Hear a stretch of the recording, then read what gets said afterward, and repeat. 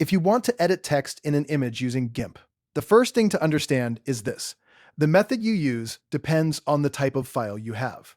If your image is a GIMP project file, or .xcf, and the text was created inside GIMP, then the text is usually still editable. But if you're working with a JPG or PNG, that text is normally flattened into the image, and you'll need a different approach. In this video, I'll show you both methods in a simple step-by-step way, so you can edit text in GIMP without wasting time.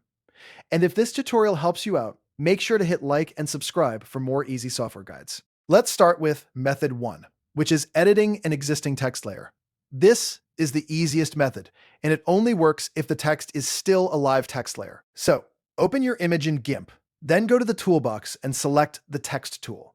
You can click the big A icon, or just press T on your keyboard to activate it. Next, open the Layers panel and click on the layer that contains the text. You want to make sure that the text layer is selected and active. If you see a little T icon next to the layer name, that usually means the text is still editable. That is a great sign, because it means you do not have to rebuild the text from scratch. Now go back to the image itself and click directly on top of the text. As soon as you do that, GIMP should display the text box around the letters. From here, you can simply highlight the wording and type in your new text. You can also change the font size, and color from the text options, which appear above or around the canvas, depending on your layout. This is the best case scenario, because it keeps everything clean and easy. You can adjust the wording, match your design, and keep the image looking professional, without having to erase anything.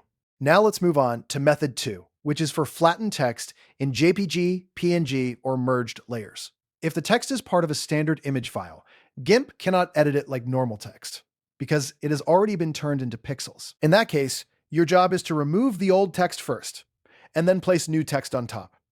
This method is not perfect, and depending on the background, you may see a few artifacts or traces of the old text. But for many images, especially simple ones, it works really well. If the background behind the text is a solid color, this is the easiest scenario. Use the color picker tool, which you can activate with O, and sample the color right next to the text. Then choose the paintbrush tool by pressing P, and carefully paint over the old letters using the sampled background color. Take your time here so the area blends in smoothly.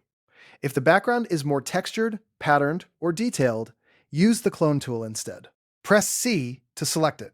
Then hold Ctrl or Command on Mac, and click an area of the background that looks clean and matches the surrounding texture. After that, paint over the old text so GIMP copies the sampled area and helps hide the letters naturally.